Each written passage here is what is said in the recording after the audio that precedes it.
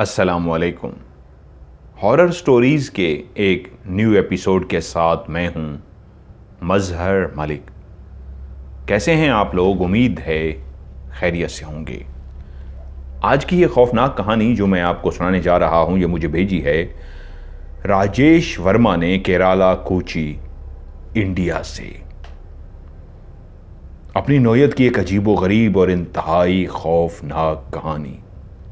लेकिन सबसे पहले आप सबका बेइंतहा शुक्रगुजार हूं जो ना सिर्फ हर वीडियो को आप लोग लाइक करते हैं बल्कि नीचे कमेंट्स में अपनी पसंदीदगी के बारे में भी लिखते हैं।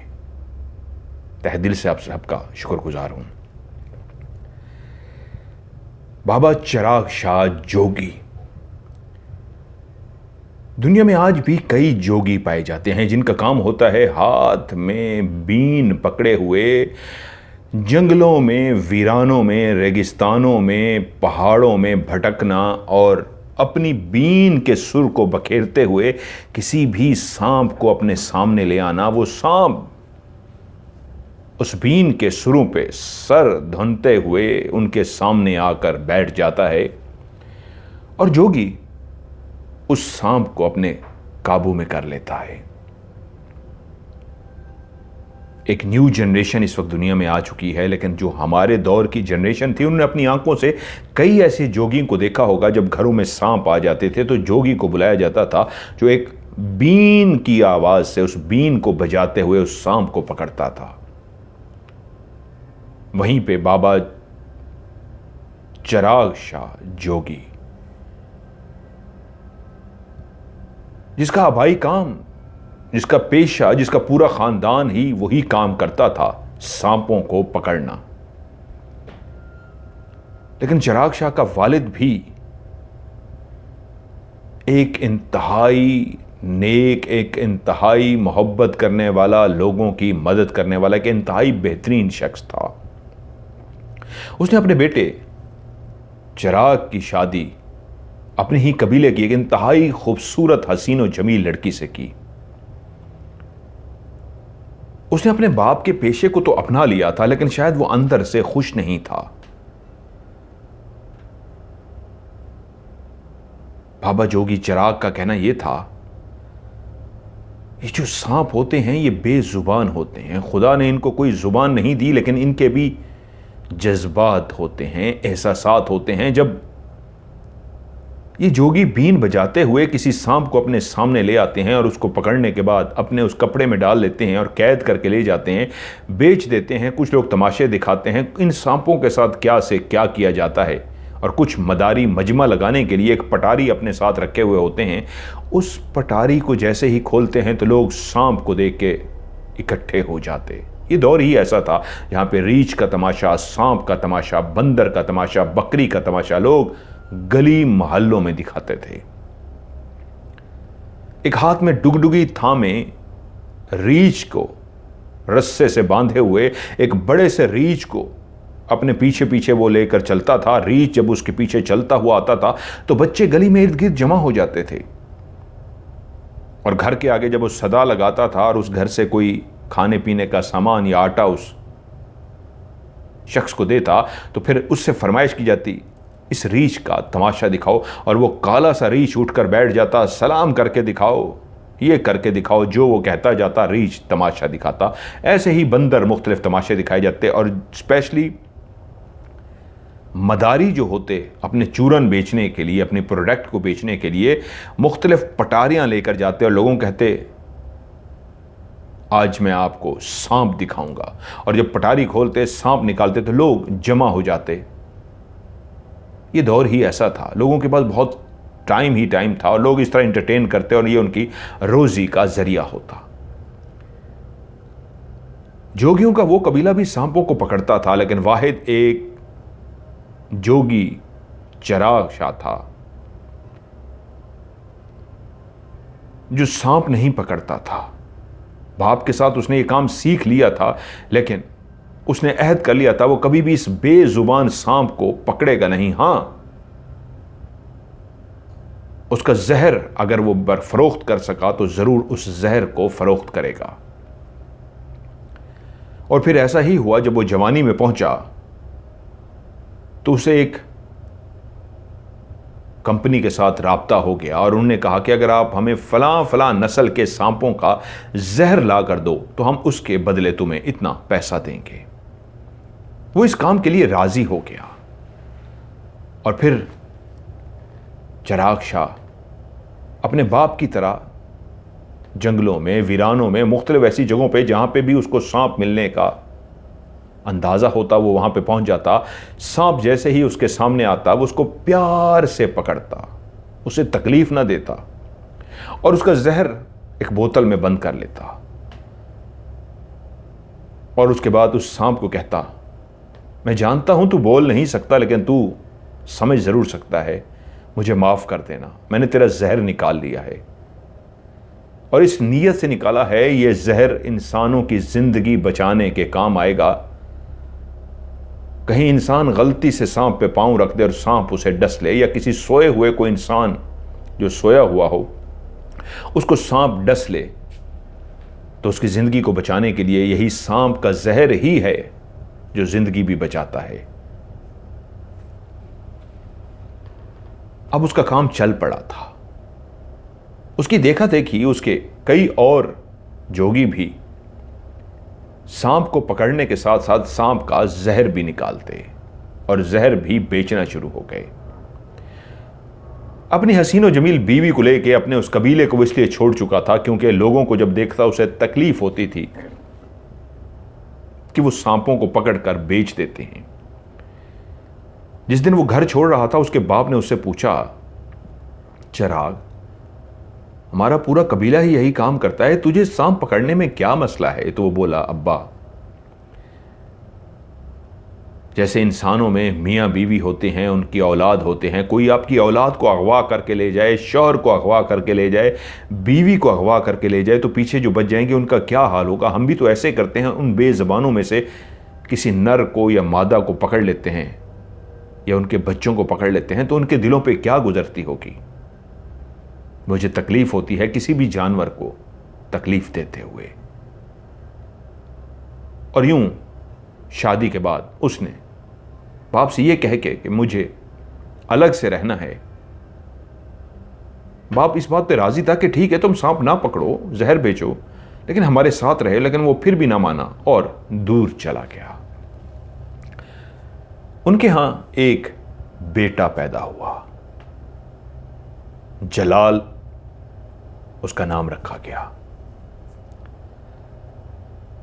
लेकिन जलाल की पैदाइश के कुछ अरसे बाद जब जलाल 1.5 साल का था तो उसकी मां, जो इंतहाई हसीन और जमीन खूबसूरत औरत थी, उसे बुखार क्या हुआ और वो बुखार ठीक होने का नाम ही नहीं ले रहा था। वो जोगी अपनी बीवी के लिए जो कर सकता था उसने किया, दवाई जो कुछ भी ला सकता था ला के दिया, लेकिन वो अपनी बीवी को ना बचा सका। उसकी बीवी मर गई, उसकी हसीन और जमील बीवी मर गई। वो बहुत दुखी हो गया, लेकिन उसने फैसला किया कि अब वो जिएगा, अपने बेटे जलाल के लिए शादी नहीं करेगा। उसने शादी नहीं की, जलाल की परवरिश करता रहा, मां बन के भी बाप बन के भी। वो जंगलों में जाता तो अपने छोटे से मासूम जलाल को भी अपने साथ लेकर जाता। जलाल हर वक्त बाप के साथ रहता और यूं जलाल आहिस्ता आहिस्ता बड़ा होने लगा। जलाल जब उस उम्र को पहुंच गया जहां बच्चों को स्कूल में दाखिल करा दिया जाता है, वहीं उसके दिल में था कि मैं बेटे को पढ़ाऊंगा, मैं बेटे को डॉक्टर बनाऊंगा, मेरा बेटा डॉक्टर बनेगा। जैसे मेरी बीवी इस दुनिया से चली गई, काश किसी और की मां, बहन, बेटी इस दुनिया से ना जाए, किसी का भी कोई भी प्यारा इस दुनिया से ना जाए, मेरा बेटा पढ़ेगा। उसने अपने बेटे को स्कूल में पढ़ाना शुरू कर दिया। यहां तक कि देखते ही देखते जलाल ने मैट्रिक तक तालीम मुकम्मल कर ली। उस बच्चे का वाकई पढ़ने में बहुत दिमाग चलता था। मां की तरह वो बहुत हसीन और जमील पैदा हुआ था। शक्ल सूरत खुदा ने उसको जहां पे बेइंतहा खूबसूरत दी थी, वहीं पे उसका कद काट भी कमाल का था और जहानत भी कमाल की। स्कूल की तालीम मुकम्मल हुई तो बाप ने बेटे को एक दिन बिठा के कहा, तू जानता है ना बेटा, मैंने अपने कबीले को इसलिए छोड़ा था कि मैं सांपों को बेच नहीं सकता, मुझे सांपों से प्यार है। पता नहीं तू इन बातों को मानेगा या नहीं मानेगा, ये मुझसे बातें करते हैं। कई दफा जंगल में ऐसा हुआ है कि सांप ढूंढते ढूंढते नींद आ गई, थक गया, और जब मैं सोया हुआ था तो सांप की फुंकार से मेरी आंख खुली। मैंने देखा एक काला स्याह नाग जो इंतहाई जहरीला होता है, ब्लैक कोबरा, शीश नाग, बिल्कुल मेरे पास बैठा है और फुंकार से मुझे जगाने की कोशिश कर रहा है। मैं डर कर उठकर बैठ गया। तभी मुझे अंदाजा हुआ ये चाहता तो मुझे कब का डस सकता था, लेकिन शायद ये मुझे डसने के लिए नहीं आया था। मैंने उसे प्यार से पकड़ा और उसने अपना आप मेरे हवाले इस अंदाज में कर दिया कि मैं हैरान रह गया। मैंने उसका जहर शीशी में डाल लिया और उसको छोड़ते हुए हर सांप से मैं माफ़ी मांगता हूं कि मुझे माफ़ कर देना, तुम्हारा यह जहर किसी इंसान के बचाने के काम आएगा। तो मैंने उससे माफ़ी मांगी और उसे छोड़ दिया। वो सांप मेरे छोड़ते ही कुछ देर रेंगता हुआ दूर गया और उसके बाद रुक सा गया और मुड़ के फिर से दूर बैठ के फन फैला के मुझे देखता रहा। मैं हैरान हुआ। जब इंसान सांप को पकड़ लेता है, कोई भी जोगी पकड़े, तो सांप अपने बचाव के लिए उस पर हमला करता है बार बार, और अगर आप उसको छोड़ें तो वो तेजी के साथ इंसान से दूर भागता है। लेकिन वो दूर जाके मुझे बैठा देख रहा था। मुझे ऐसा लगा मुझसे बात कर रहा हो। और फिर कई दफा ऐसा होता है, कई सांप मुझसे बातें करते हैं। बेटा, तेरी मां बीमारी से मरी थी, तू कभी भी सांप ना पकड़ना। मैं जानता हूं बचपन में मैं तुझे अपने साथ ले लेकर फिरता रहा हूं, और तू मेरा बेटा है ना, एक जोगी का बेटा, एक सपेरे का बेटा, सांप पकड़ने वालों का बेटा। तेरे लिए सांप पकड़ना कोई मुश्किल नहीं है, तेरे अंदर सांप का खौफ ही नहीं है, तूने अपना बचपन गुजारा ही सांपों के साथ है। लेकिन बेटा, कभी भी सांप को पकड़ना मत, ये बेजुबान है, इसे तकलीफ मत देना। और मैं बस ये चाहता हूं अपने बेटे को डॉक्टर देख सकूं। हमारे कबीले में आज तक कोई डॉक्टर नहीं बन सका। मैं अपने इस जहर बेचने से अब इतना पैसा कमा लेता हूं कि तेरी तालीम पे खर्च कर सकता हूं, और मुझे उम्मीद है मेरा बेटा मेरी उम्मीदों पे पानी नहीं फेरेगा। एक दिन मेरा बेटा डॉक्टर बन के मेरे सामने आएगा और मेरे कबीले को मैं जाकर वापस दिखाऊंगा कि आज तक इस कबीले में कोई डॉक्टर नहीं बन सका, देखो मेरा बेटा डॉक्टर बन के आया है, जलाल, डॉक्टर जलाल। और वो कहता, बाबा मैं जरूर पढ़ूंगा और मैं जरूर डॉक्टर बनूंगा। अब मसला था, जब कॉलेज लाइफ शुरू होने जा रही थी, उसने मेडिकल का स्टूडेंट होना था, तो उस पर अखराजात भी ज़्यादा आने थे, पढ़ाई, रहना, हॉस्टल, खाना पीना। तो बाप ने कहा, तू अब हॉस्टल में रहेगा और मैं दिन रात काम करूंगा तेरे लिए, ताकि तुझे ज़्यादा से ज़्यादा मैं पैसा फराहम कर सकूं। यूं जलाल अब हॉस्टल शिफ्ट हो गया। अब उसकी बाप से मुलाकात होती तो बड़े लंबे अरसे बाद। उसी कॉलेज में पढ़ते हुए जलाल की मुलाकात तलत से हुई। तलत एक इंतहाई हसीनो जमील लड़की थी, इंतहाई शरीफ लड़की, जिसका चेहरा हर वक्त नीचे झुका रहता। वो आंख उठाकर किसी को भी नहीं देखती थी। एक मोहल्ले में रहती थी, एक दरमियाने घराने से उसका ताल्लुक था। बहुत अमीर नहीं थे, लेकिन खाते पीते भी नहीं थे, लेकिन गुजर बसर अच्छी हो जाती थी।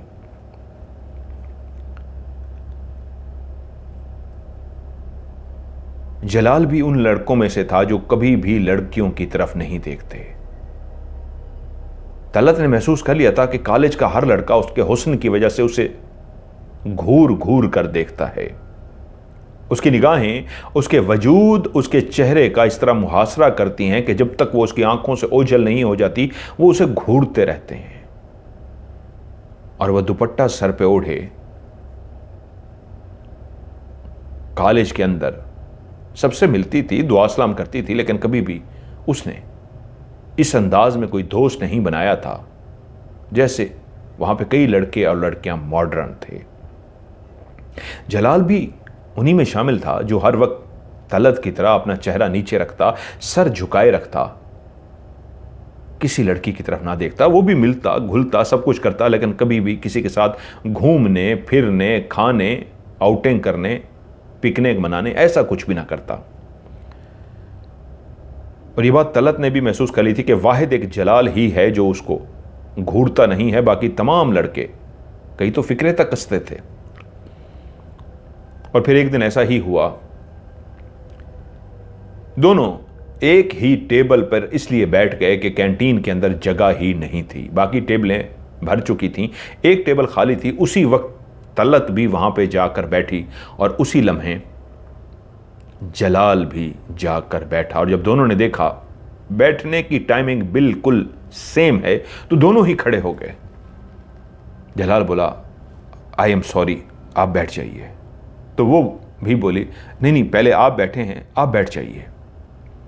और यूं पहले आप करते करते दोनों को एक दूसरे को कहना पड़ा, और तो टेबल खाली नहीं है, बैठ जाते हैं। दोनों बैठ गए। ये बैठना नहीं था, ये पहली मुलाकात थी, जिंदगी की शुरुआत थी। यूं उनके बीच में पहली दफा इस अंदाज में गपशप हुई कि जहां तलत भी दिल ही दिल में जलाल को पसंद करने लगी थी, वहां पे जलाल भी जानता था वाहिद एक लड़की ऐसी है तलत जो किसी लड़के की तरफ नहीं देखती, और वो हसीन और जमील भी है। उसके दिल में भी तलत के लिए एक रिस्पेक्ट थी, प्यार था, लेकिन दोनों कभी इजहार नहीं कर सके थे। वो भी हसीन, वो भी हसीन। और आज दोनों नौजवान एक दूसरे के सामने, वो दोनों न सिर्फ सामने बैठ गए बल्कि बातों का एक ऐसा सिलसिला निकल पड़ा कि उसके बाद वो दोनों अक्सर एक ही टेबल पर बैठे नजर आते। कभी जलाल पहले आ जाता तो वो कैंटीन की टेबल पे तलत का इंतजार करता, और अगर तलत पहले आ जाती तो वो जलाल का वहां पे इंतजार करती। अब सब लड़कों को अंदाजा हो गया था वो तलत जो कभी किसी के हिस्से में नहीं आई थी, वो जलाल के हिस्से में चली गई थी। वो दोनों बहुत खुश थे।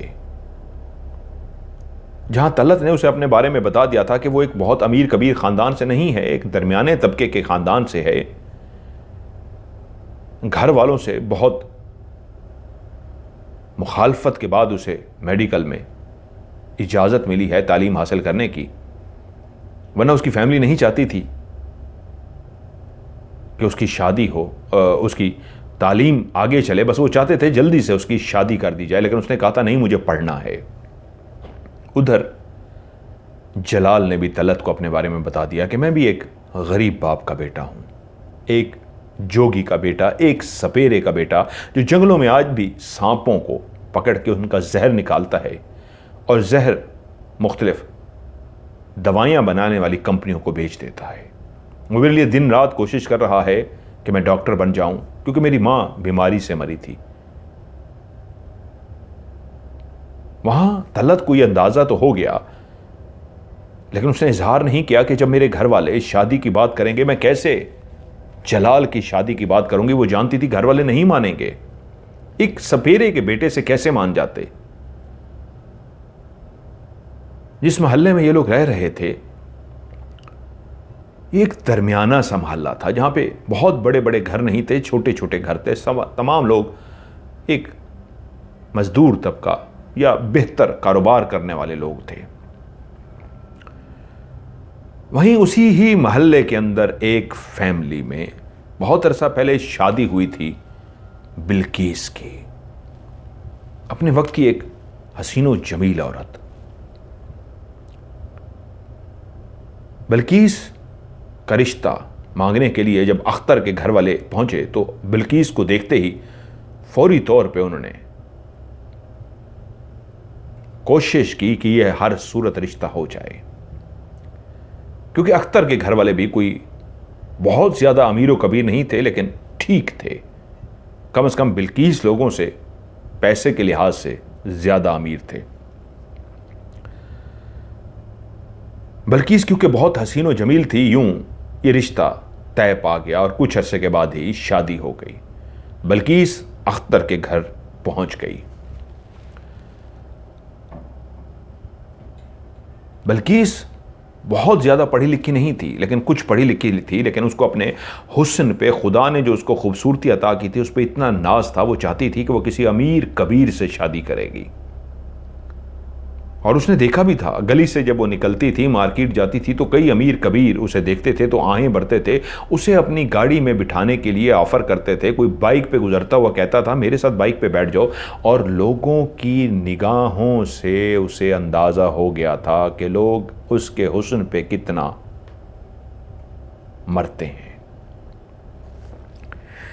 लेकिन माँ बाप ने शादी जब अख्तर से कर दी तो पता चला अख्तर भी बहुत अमीर कबीर नहीं है, लेकिन अख्तर एक नेक इंसान था, एक अच्छा इंसान था, एक मुखलिस शौहर साबित हुआ जिसने अपनी बीवी बिल्कीस को बहुत रिस्पेक्ट दी, प्यार दिया, उसका बेइंतहा ख्याल रखा। लेकिन बिल्कीस के लिए तो एक बड़ा घर चाहिए था, बड़ी कोठी चाहिए थी, बड़ी कार चाहिए थी, सब कुछ चाहिए था।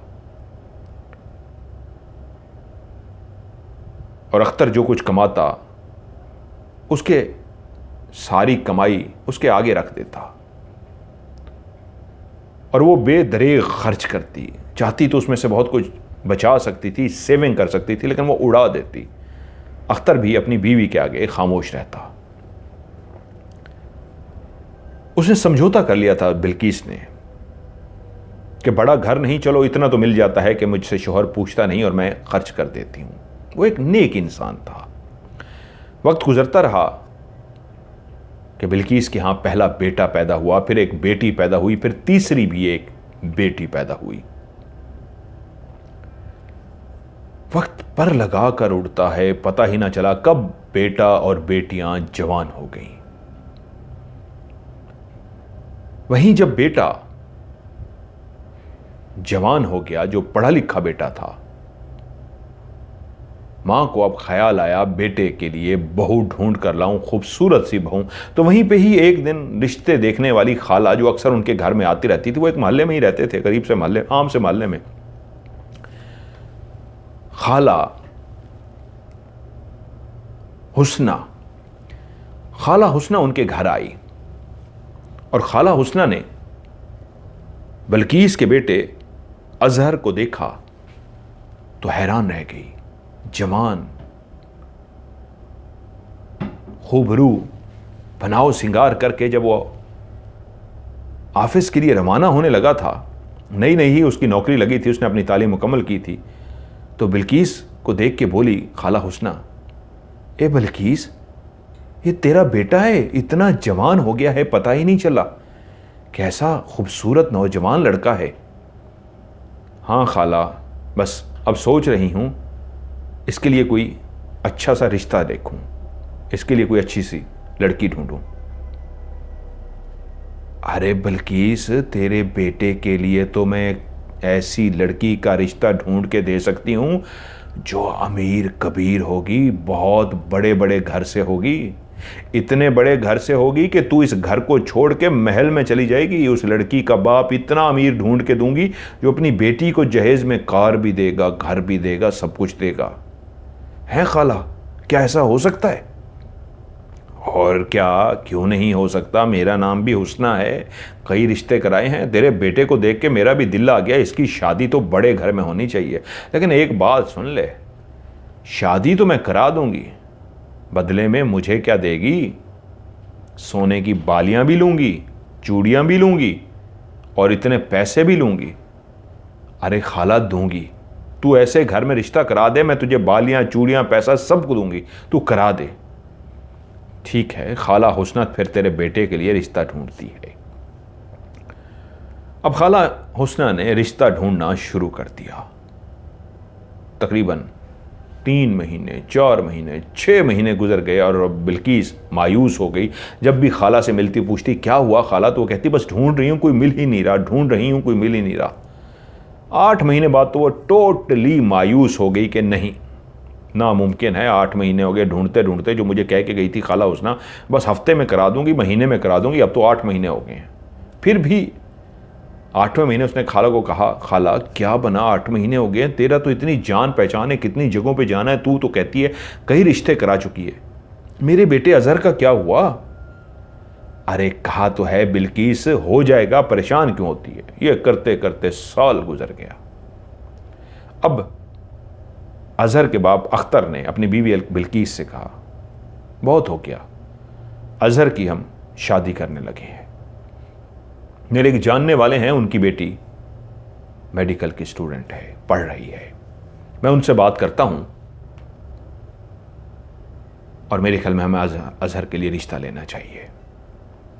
बीवी ने बड़ी कोशिश की कि नहीं अभी ज़रा इंतज़ार करें। शौहर ने कहा, कितना अरसा हो गया इंतज़ार करते करते, मैं तुमसे पहले भी कई दफ़ा कह चुका हूं और इंतज़ार करते करते 8 महीने से 1 साल हो गया है, अब मैं और इंतज़ार नहीं कर सकता। और वो भी डिसाइड हो चुकी थी कि 1 साल हो गया है, फिर ये ना हो आज एक अच्छी खूबसूरत शक्ल सूरत वाली लड़की मिल जाएगी, या बड़ी उम्र का हो गया तो वो भी नहीं मिलेगी।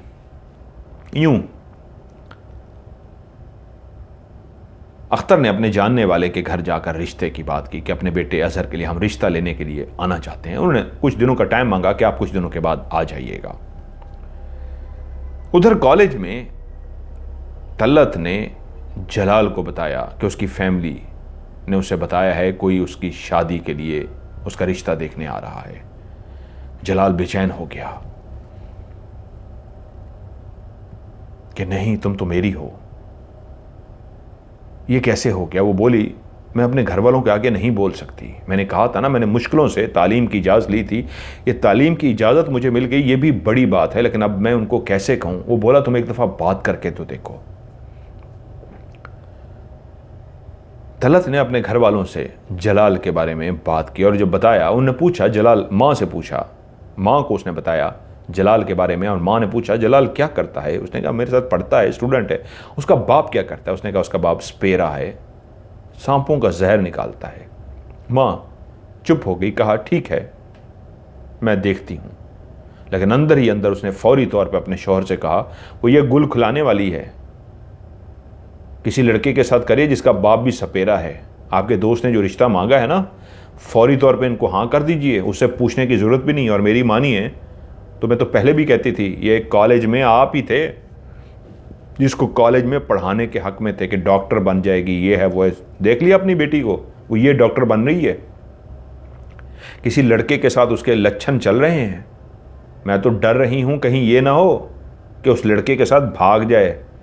जितनी जल्दी हो सके उसका कॉलेज जाना बंद कीजिए और उसकी शादी कराइए।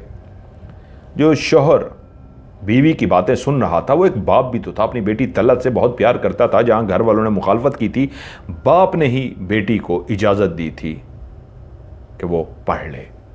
और अब बाप के ऊपर बात आ रही थी, वो डर रहा था कि कुछ भी ऐसा हो गया तो सारा ख़ानदान उसके ऊपर चढ़ जाएगा कि मना भी किया था इसको तलत को ना पढ़ाओ और तुम्हारी ज़िद की वजह से ये हुआ, देखो वो आज भाग गई। उसने अपने दोस्त को हाँ कर दी और सुबह जब वो कॉलेज के लिए तैयार होने लगी तो उससे बोला, आज से तुम्हारा कॉलेज जाना बंद। मैंने अपने दोस्त को शादी के लिए हां कर दी और फलां तारीख को तुम्हारी शादी है। और हां, एक बात कान खोल कर सुन लो, मैंने तुम्हें पढ़ने की इजाज़त दी थी, ये इजाज़त नहीं दी थी कि तुम वहां के लड़कों के साथ इस तरह के मामलात देखो। दुख हुआ, मुझे तकलीफ पहुंची, मैंने सारे ख़ानदान से पंगा लेके तुम्हें पढ़ने दिया था और तुमने ये गुल खिलाया है। बाप गुस्से से चला गया। कई दिनों तक वो कॉलेज ना आई। उधर जलाल बेन था, परेशान रहा और आखिरकार कॉलेज की ही एक लड़की की मदद से उसने पैगाम पहुंचवा दिया तलत ने कि मेरे साथ ये हो चुका है, मैं अभी मिल नहीं सकती, क्या तुम मेरे मोहल्ले आ सकते हो? जलाल उससे मिलने के लिए उसके मोहल्ले चला गया। वहीं पे पता चला तलत का एक कज़न भी कॉलेज में पढ़ता है जो जलाल का बहुत अच्छा दोस्त भी था। ये बात तलत ने उसे इसलिए नहीं बताई थी कि वो उसका दोस्त भी है। तो जब उस दिन मिली तो उसने कहा तुम फलां को तो जानते हो? उसने कहा हाँ।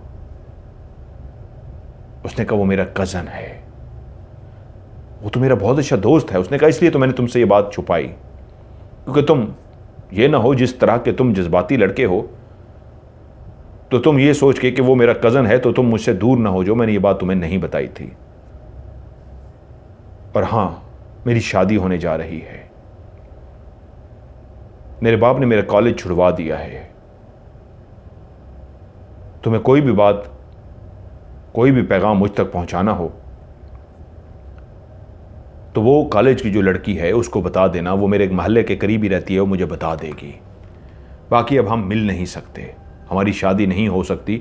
मैं भाग कर शादी नहीं कर सकती, मैं अपने घर वालों का दिल नहीं तोड़ सकती। मुझे माफ कर देना। उस दिन रोते हुए दोनों ने एक दूसरे को अलविदा किया और अपने अपने रास्तों पे चले गए। जलाल बहुत दुखी था, बहुत तकलीफ में था। और फिर देखते ही देखते तल्लत की शादी हो गई। वो कुछ भी ना कर सका। हां, वो जो तल्लत का कज़न उसका दोस्त था, उसने उसे शादी पे ज़रूर इनवाइट किया। वो नहीं जानता था, उसने सिर्फ इतना ही देखा था कि तल्लत और जलाल एक अच्छे दोस्त हैं, लेकिन अंदर वो शादी की तैयारी तक कर चुके हैं। वो इस बात से वाकिफ नहीं था। और उसने उसे बताया कि यार तल्लत की शादी हो रही है। तो उसे कैसे बताता कि वो तो उससे खुद शादी करना चाहता था, लेकिन मामला यहां तक हो गया है। उधर तल्लत की शादी अजहर से तय पा गई। बल्कीस के शोहर अख्तर ने यह रिश्ता मांगा था और उसको रिश्ता दे दिया गया। इतनी जल्दी के साथ शादी हुई कि वो दुल्हन बनकर अजहर के घर आ गई। एक हसीन और जमील लड़की को दुल्हन के रूप में बैठे हुए देख के अजहर भी बहुत खुश हुआ कि उसके बाप की पसंद की दाद देनी पड़ेगी। बाप ने उसके लिए कैसा जबरदस्त रिश्ता ढूंढा था। मां अंदर से दुखी थी, काश अमीर कबीर लड़की के शादी होती तो आज हम भी अमीर हो जाते, बहुत बड़े घर में रहते। लेकिन उस लड़की को कैसे कैसे उसने कबूल कर लिया। जहां अंदर से वो दुखी थी तल्लत, वहीं जब उसे पता चला वो किसी की दुल्हन बन गई है, उसका निकाह हो गया है, उसने अपने माजी को भुला के अपने शोहर, अपनी सास, अपने ससुर की खिदमत में कोई कसर ना छोड़ी। शादी के ठीक 3 महीने बाद तल्लत अपने घर गई हुई थी। अजहर ऑफिस गया हुआ था और खाला हुस्ना पहुंची। बहुत खुश थी, बड़े अरसे बाद आई थी। आते ही बोली, बल्कीस मेरा मुंह मीठा करा, आज तो ऐसी खुशी की खबर लाई हूं तो कि तू सुनते ही उछल पड़ेगी। क्या खाला, क्या खबर है? एक लड़की का रिश्ता लाई हूं, उसका बाप बहुत बड़ा सेठ है, सेठ। उसकी छोटी बेटी है और बाप ने कहा हुआ है जो भी इस लड़की से शादी करेगा, एक कोठी वो इस अपनी बेटी के नाम करेगा और गाड़ियां भी देगा। हां, शक्ल और सूरत की इतनी खूबसूरत नहीं है, लेकिन शक्ल को कौन देखता है? तुझे तो पैसा देखना था ना। बहुत अमीर बाप की बेटी है। तस्वीर खाला ने निकाली और सीधी तस्वीर दिखा दी। जैसे ही बल्कीस ने तस्वीर को देखा तो शक्ल वाजिबी सी थी, बदसूरत भी नहीं थी, नॉर्मल शक्ल थी। अमीर बाप की बेटी थी, कपड़े लिबास मॉडर्न पहन रखा था, इसलिए उसकी वो शक्ल की जो कमी बेशी थी वो लिबास ने कवर कर ली थी। लेकिन वो कैसे कहती खाला हुस्ना को कि मेरे तो बेटे की शादी हो चुकी है। लेकिन जब उसने देखा कि वो बता रही है खाला हुस्ना कि बहुत बड़ी कोठी है फलां जगह पे, वो कोठी इनको मिलेगी और उसके साथ ये वाली गाड़ी भी देगा, वो कारोबार भी कराएगा। तूने सेठ नवाजिश का नाम सुना है ना? तो वो चौंक पड़ी। वो तो उस जगह का बहुत बड़ा बिजनेसमैन था। उसने कहा हाँ सुना है मैंने, उसकी बेटी है। और तुझे वो याद है ना, तूने मुझसे वादा किया था तू मुझे कांटे भी देगी, चूड़ियाँ भी सोने की देगी और पैसा भी। उसने कहा खाला सब दूंगी, बस मुझे सिर्फ 2 से 3 दिन दे दे। अरे 2-3 दिन क्यों, तू हफ्ता ले ले। अरे हफ्ता भी क्या, चल, तेरे साथ वादा करके गई थी, वो तेरे लिए ही रिश्ता मैंने बचा के रखा है, उनको कह दूं? खाला सिर्फ रुक जा, सिर्फ 10 दिन दे दे, उसके बाद मैं तुझे बताती हूं। खाला चली गई। बल्कि सारा दिन परेशान रही। उसकी बेटियां भी जवान हो चुकी थीं। बाप और बेटा अजहर और बाप अख्तर दोनों ही बेहतरीन तबीयत के थे, लेकिन दोनों बेटियों को माँ ने अपने जैसा लालची बना दिया था। जब बेटियां वापस आई कॉलेज से तो माँ उनके सामने परेशान होकर बैठी हुई थी। दोनों बेटियों ने माँ को परेशान देखा तो बोली, माँ क्या हुआ? माँ ने कहा, क्या बताऊं, वो हो गया जो नहीं होना था। फरहा और इकरा, बड़ी बेटी फरहा और इकरा दोनों माँ के पास बैठ गई कि माँ फिर भी बताओ तो सही क्या हुआ है। माँ ने बताया, ये रिश्ता आया है और अजहर की तो शादी हो चुकी है। हाय, ये 3 महीने पहले बता देती खाला हुस्ना भी तो आज हम बहुत बड़ी कोठी में रह रहे होते, बहुत बड़े घर में होते। बेटियां भी मां की बात सुन के परेशान हो गईं और उन तीनों औरतों का शैतानी दिमाग काम करते करते यहां तक पहुंचा कि फैसला हुआ, अम्मा क्यों ना हम तल्लत को ही रास्ते से हटा दें। मां कह रही, तुमने तो मेरी जुबान से बात उचक ली है, मेरे दिल की बात पकड़ ली है, मैं भी तो यही सोच रही थी। अरे सदके जाऊं मेरी बेटी फरा तेरे, बिल्कुल तूने सही कहा, इसको हम रास्ते से हटा देते हैं। छोटी बेटी बोली, अम्मा तो मसला क्या है? गैस खोल देंगे और इसको किचन में भेजेंगे और जैसे ही अंदर जाएगी हम आग लगा देंगे। हाँ ये ठीक है। मां ने बेटियों को गले लगा दिया और फैसला हो गया कि जब वो वापस आएगी घर में कोई नहीं होगा, मां और दोनों बेटियां होंगी, तल्लत को मार दिया जाएगा। ऐसा ही एक दिन जब आ गया, मां बेटियां पहले से तैयार थीं। तल्लत को किचन में जाने से पहले गैस को वहां पे खोल दिया गया। जैसे ही तल्लत को किचन के लिए भेजा गया तो तल्लत अंदर अभी दाखिल ही हुई थी कि पीछे से आग लगा दी गई। उस आग लगाने की वजह से बड़ी बेटी फरा का एक हाथ भी जल गया। तल्लत जान बचाने के लिए बाहर भागी तो उन्होंने किचन के दरवाजे को अंदर से बंद कर लिया और वो आग में जलती हुई उसके पूरे वजूद को आग ने लपेट में लिया होता। दरवाज़ा खोलो, दरवाज़ा खोलो, समझ नहीं पा रही थी। एक तो मुझे आग लग गई है और बाहर से दरवाज़ा क्यों बंद है। तो बाहर से माँ और दोनों बेटियां दरवाजे को कस के पकड़ के खड़ी थी और फरा कह रही थी, मेरा हाथ भी जल गया है। माँ कह रही है, कोई बात नहीं, पहले इसको मर तो जाने दे, उसके बाद मैं तेरे हाथ को भी देखती हूँ। अंदर चीखती चीखती चीखती जब उसकी आवाज़ें कम होने लगीं, जिस बात का अंदाज़ा था कि अब वो मरने के करीब है, उन्होंने दरवाजे को खोल के देखा। अब वो ज़मीन पर गिरी पड़ी थी और आग ने किचन को भी लपेट में ले रखा था। माँ बेटियों ने चीखो पुकार शुरू कर दी। मोहल्ले के इर्द गिर्द लोग भाग कर पहले ही तैयार हो चुके थे। वो आ गए, उन्होंने देखा बेटियां और माँ बाल्टियां पानी की फेंक रही है, आग को बुझाने की कोशिश कर रही है। लोगों ने भी मिल के आग को जैसे कैसे बुझा लिया। जब तक आग बुझी, उस लड़की को उठाया गया। वो तो मर चुकी थी, फिर भी उसे वो अस्पताल लेकर गए, लेकिन अस्पताल पहुंचते ही डॉक्टरों ने कह दिया वो मर चुकी है। अजहर रोता हुआ आ गया जब उसे खबर मिली उसकी बीवी मर चुकी है। शौहर को पता चला उसके दोस्त की बेटी मर चुकी है और कहीं उसने गलती से चूल्हा खुला छोड़ दिया था और गैस खुली रहने की वजह से उसे आग लग गई थी। सबने इस वाकये को सच मान लिया। अंदर खाते में कोई नहीं जानता था कि हुआ क्या है। उधर जैसे ही कफन दफन का हो गया तो बल्कीस ने अख्तर से कहा, मुझे इस घर में नहीं रहना, मुझे इस घर से नफरत आती है, मुझे इस घर से बार बार तल्लत की आवाज़ें आती हैं, वो चीखने वाली आवाज़ें, मैं उसको बचा नहीं सकी, मेरी बेटी तड़प रही थी, मेरा रात का जीना हराम हो गया है, मुझे इस घर में नहीं रहना। शौहर समझा बाकी किसी के साथ ऐसा होता है। उसने बीवी की ऐसी हालत देखी तो घर को बदल लिया। एक ऐसे महल्ले में जाके घर ले लिया जहाँ पे उनको कोई भी नहीं जानता था और वहीं पे ही उसने खाला हुस्ना से कहा, मेरी बात कराइए। खाला हुस्ना अजहर की तस्वीर लेकर सेठ नवाजिश के पास पहुंची, सारी बात तय की, उन्होंने भी हामी भर ली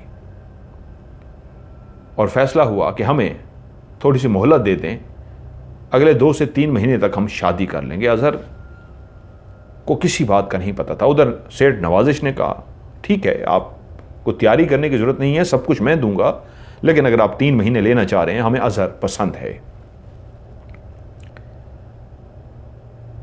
उधर 3 महीने से पहले ही उसने अपने शौहर से कहना शुरू कर दिया कि हम अजहर की शादी करते हैं। उसने कहा अभी तो उससे मरे कुछ इतना अरसा भी नहीं हुआ, तुम्हें इस चीज की जल्दी क्या पड़ी है? बिल्किस बोली नहीं, उसके दिमाग पे गहरा असर हुआ है। बीवी के इस तरह चली जाने से वो डिस्टर्ब हो गया है। आप देखते नहीं मेरी बेटी की हालत क्या हो गई है, आप समझ ही नहीं सकते। मैं मां हूं ना, मैं समझ सकती हूं। मैं नहीं चाहती वो और डिस्टर्ब हो जाए। एक तो मुझे सदमा, मेरी बेटी चली गई, वो मेरी बेटियों जैसी थी, ऊपर से अजहर की ऐसी हालत है। इसका हाल सिर्फ यही है, इसकी जितनी जल्दी हम शादी कर दें तो नई बीवी जो आएगी इसको संभाल लेगी। हम मां बाप हैं, हम नहीं संभाल सकते, ये बीवी ही संभाल सकती है। बल्किस ने ऐसी बातों से शौहर को कायल कर लिया, जो अभी नहीं चाहते थे कि इतनी जल्दी शादी हो। लेकिन आखिरकार सेठ नवाजिश से मुलाकात हो गई। खाला हुस्ना ने बताया था, रिश्ता लेके वो गई थी। यूं मियां बीवी जाकर जब सेठ अजहर से मिले, सेठ नवाजिश से मिले, तो मामला तय पा गए। और वहीं अख्तर ने मजीद थोड़ा सा टाइम मांग लिया। अजहर बेचारा जो कुछ भी नहीं जानता था, माँ के समझाने पे, बेटा मुझे पता है तू बहुत तकलीफ में है, बहुत दुख में है। माँ ने इस तरह की बातें की, वो भी माँ की बातों में आ गया कि माँ को उसका बहुत ख्याल है। और रिश्ते वाले दिन जब उसे साथ लेके गए, सेठ नवाजिश ने बच्चे को देखा तो शादी के लिए हाँ कर दी। उधर जलाल, जिसे दुख था कि उसको मोहब्बत उसकी नहीं मिल सकी, उसकी कहीं पे और शादी हो गई है, वहीं उसे कज़न के जरिए इत्तला मिली कि वो जलकर मर गई है, उसे आग लगी है और आग ने उसे अपनी लपेट में ऐसा लिया है कि वो मर गई। ये खबर सुन के वो पहले ही रंजीदा था, पहले ही दुखी था, अफसुर्दा था। जब उसे मौत की खबर मिली फिर तो वो अंदर से टूट गया। उस कज़न से पूछ के वो उसकी कब्र पे जाना शुरू हो गया। उसे तो पता तक ना चला था कि कब उसे दफनाया गया, कब वो मरी थी, उसे तो बहुत बाद में पता चला।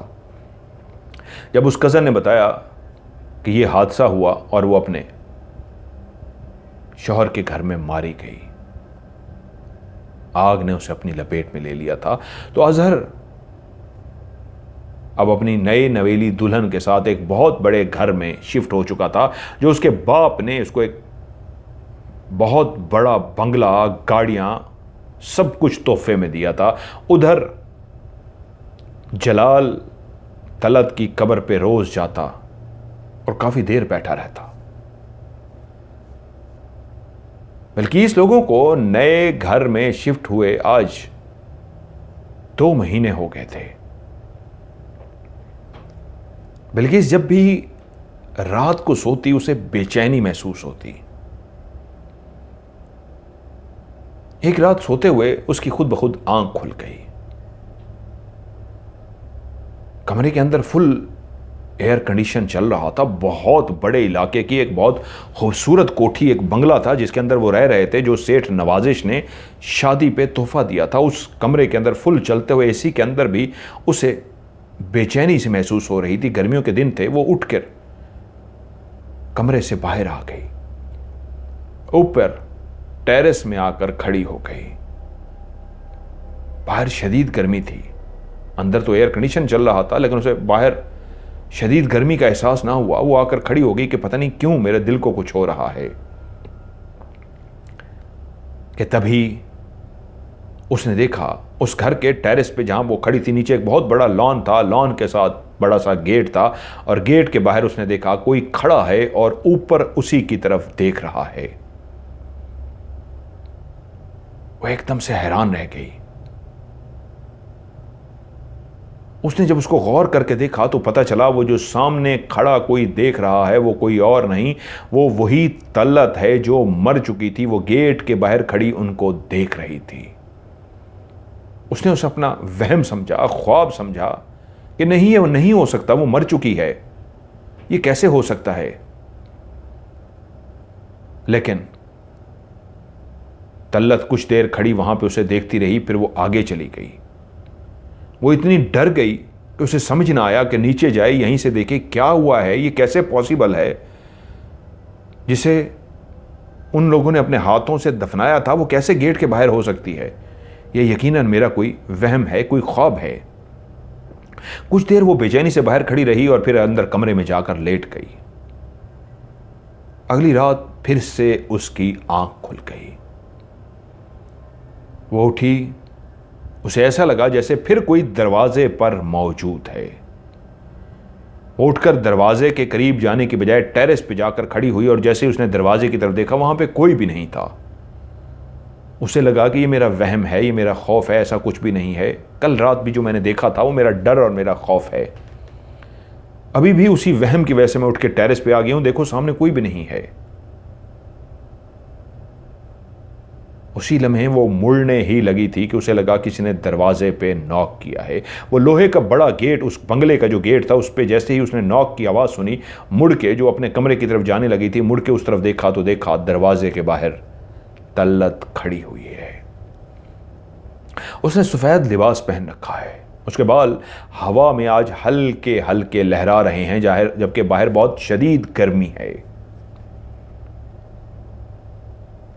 और वो खड़ी ऊपर की तरफ देख रही थी। वो जल्दी से अंदर की तरफ गई। अपनी बेटी के कमरे के बाहर जाके उसने जोर जोर से दरवाजा खटखटाया। बेटी ने दरवाजा खोला। मां क्या हुआ है? उसने कहा मेरे साथ बाहर आओ। वो बेटी को लेकर गई उसे दिखाने के लिए कि देखो गेट के बाहर कौन खड़ा है, तो वहां पे कोई भी नहीं था। उसने कहा मां वहां पे कोई नहीं है, क्या हुआ है? मां को यकीन ना आया कि बेटी को दिखा सके। मैंने अभी अभी तल्लत को वहां पे खड़ा हुआ देखा। वो बोली मां क्या हो गया है? लगता है आप दिमाग पे सवार कर बैठी हैं। तल्लत मर चुकी है, वो कैसे आ सकती है? आप इस तरह की बातें क्यों सोच रही हैं? जब इंसान इस तरह की बातें सोचता है, ख्वाब देखता है, तो फिर उसे खुली आंखों से भी ऐसा नजर आना शुरू हो जाता है जो हकीकत में नहीं होता। आप तल्लत के बारे में मत सोचिए। इस बात से यही लगता है आप तल्लत के बारे में ज्यादा सोच रही हैं। बेटी ने मां को बहुत कायल करके सुला दिया। उधर मुसलसल कब्र पे जाने की वजह से उसकी हालत खराब हो रही थी। जलाल अपने आप को कसूरवार समझने लगा था। अगर मैंने हिम्मत दिखाई होती, मैंने कुछ किया होता, तो यूं वो इतनी जल्दी ना मरती। लेकिन लिखे को कौन टाल सकता है? कभी वो अपने आप को मुजरिम करार देता और कभी आपको कहता मैंने तो कुछ भी नहीं किया। मैंने तो उसके घर वालों की इज्जत बचाने के लिए कि कहीं वो जज्बात में आके उसे नुकसान ना पहुंचा दे, तकलीफ ना पहुंचा दे, मैंने इसलिए बीच में नहीं आया। मैं कसूरवार नहीं हूं। वो अपने आप से लड़ाई लड़ रहा था। उसका पढ़ाई में मन भी नहीं लग रहा था कि जब वो रात को सोया उसने एक ख्वाब देखा। तल्लत उसके ख्वाब में आई। वो देखता है कि वो कब्र के पास बैठा कब्र को देखे जा रहा है कि तभी रोने की आवाज आई। उसने जैसे ही रोने की आवाज सुनी तो उसने पीछे मुड़ के देखा तो तल्लत उसके पास आई थी, उसके पीछे खड़ी थी। वो एकदम से चौंक पड़ा कि तल्लत को तो कब्र में होना चाहिए, मैं कब्र के बाहर बैठा हूं, ये तल्लत पीछे क्यों खड़ी है? एक सफेद लिबास पहने हुए तल्लत उसके पीछे खड़ी थी और उससे बोली मेरी मदद करो, मैं मुसीबत में हूं, मेरी मदद करो। एकदम से उसकी आंख खुल गई। वो पसीने पसीने हो गया। ये कैसा ख्वाब था? हां, एक ख्वाब के सिवा कुछ भी नहीं। लेकिन फिर वो मुसलसल इसी ख्वाब को देखना शुरू हो गया कि वो देखता वो कब्र के पास बैठा हुआ है, तल्लत उसके पीछे आती है, उसके कमर पे हाथ, उसके कंधे पे हाथ रखती है और उसे कहती है मेरी मदद करो, मैं बहुत तकलीफ में हूं, मेरी मदद करो। उन्हीं दिनों उसका बाप उससे मिलने के लिए आया। जब बाप ने बेटे का चेहरा देखा तो एकदम से परेशान हो गया। उसका बेटा तो सूख के कांटा हो गया था। जलाल को खुद इस बात का एहसास नहीं था कि उसका खाना पीना कम हो गया है। हर वक्त ज़हनी तौर पे वो परेशान रहने लगा था। हर वक्त उसके दिमाग में तल्लत सवार थी। तभी बाप उसे बाहर ले गया। वो दोनों बाप बेटे एक होटल पर बैठे थे और बाप ने उससे पूछा, उसकी पहली दफा आंखों में देखते हुए कहा, मैंने बेटा तुझे जिंदगी में कभी इतना परेशान नहीं देखा। क्या बात है, मैं तुम्हारा बाप भी हूं, तुम्हारा दोस्त भी हूं, पढ़ा लिखा नहीं हूं, लेकिन जरूर तुम्हारी मदद कर सकता हूं, बताओ मुझे क्या हुआ है। उसने बाप को सारी बात बता दी कि मैं जिससे शादी करना चाहता था वो बेचारी इसलिए मुझसे शादी नहीं कर सकी कि उसने अपने मां बाप से बात की थी और उन्होंने कहा एक सपेरे के बेटे से हम कैसे शादी करें। शायद उसकी शादी वो लेट करते, लेकिन इस वजह से फौरी उसकी शादी कर दी गई और मैं इसलिए खामोश रहा। मैं किसी की माँ बाप की तरबियत, जो आपकी तरबियत है, मैं कैसे किसी की इज्जत को ख़राब कर सकता हूँ। मैंने वो शादी होने दी, लेकिन उसकी मौत की खबर मेरे लिए बहुत तकलीफ दे है बाप। अब्बा, मैं कभी अपने आप को मुजरिम समझता हूँ और कभी समझता हूँ मैंने तो कुछ नहीं किया, लेकिन अब वो ख्वाब में आके मुसलसल मुझसे कह रही है मेरी मदद करो, मैं तकलीफ में हूँ, मुझे कुछ समझ नहीं आ रही। और ख्वाब एक दफ़ा होता है, 2 दफ़ा होता है, मैं मुसलसल ख्वाब देख रहा हूँ। उसका चेहरा भी तकलीफ में है, मैं उसकी कैसे मदद करूं, क्या हो सकता है। बाप ने जब पूरी बात सुन ली तो कुछ देर सोचता रहा और उसके बाद बोला, ठीक है, तुम परेशान मत हो, मैं इस मसले को देखता हूं कैसे हल करना है, मैं फिर वापस आऊंगा। बाप ने उसे खुदाफिज किया और चला गया। वो यही समझा बाप जैसे दिलासा देते हैं, दिलासा दे के चला गया है, वरना बाप कैसे मदद कर सकता है। उधर फराह जिसका हाथ जला था और छोटी इकरा, उनके अलग अलग कमरे थे। बहुत बड़ी हवेली थी, बहुत बड़ा बंगला था जिसमें सेठ नवाजिश की बेटी उस घर की अब बहू बनकर आई थी। अपने साथ एक बहुत बड़ी कोठी, नौकर, गाड़ियां लेकर आई थी। खुदा ने सेठ नवाजिश को एक बेटा और 2 बेटियां अता की थीं। नौशीन सबसे छोटी थी। बड़ी बेटी भी शक्लो सूरत की बहुत अच्छी थी, लेकिन नौशीन एक आम शक्लो सूरत की लड़की, कबूल सूरत, लेकिन दौलत, पैसा, मेकअप इंसान को हसीन बना देता है। यूं अजहर भी अब उस बड़े से घर में अपनी बीवी के साथ खुश था।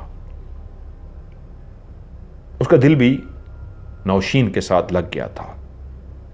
अख्तर अलबत्ता काफी दुखी थे कि क्या हुआ, इतना जल्दी में सब कुछ हुआ, तलत चली गई, फिर एक ये शादी भी हो गई, घर भी मिल गया, लेकिन उनके दिल में एक सुकून नहीं था।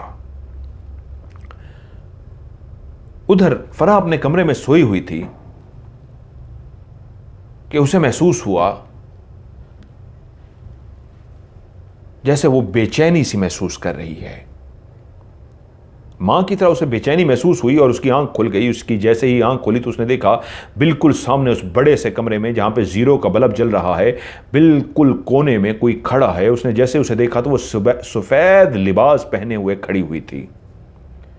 वो अपने बिस्तर पर लेटी रही और तभी उसने जब गौर करके उसे देखा तो सामने खड़ी हुई कोई और नहीं, तल्लत थी। तल्लत सामने खड़ी उसे इस अंदाज में देख रही थी जैसे वो गुस्से में हो और सवाल कर रही हो कि मेरा कसूर क्या था, मुझे बताया भी नहीं, तुम मां बेटियों ने मुझे क्यों मार दिया, मैंने क्या बिगाड़ा था तुम लोगों का। मैंने तो अपनी मोहब्बत को छोड़ दिया, अपने प्यार को छोड़ दिया, अपनी तालीम को छोड़ दिया और तुम्हारे घर में आके दिन रात तुम्हारी मां की, बाप की, तुम्हारी खिदमत की और उसके सिले में तुम लोगों ने मुझे आग लगाकर मार दिया।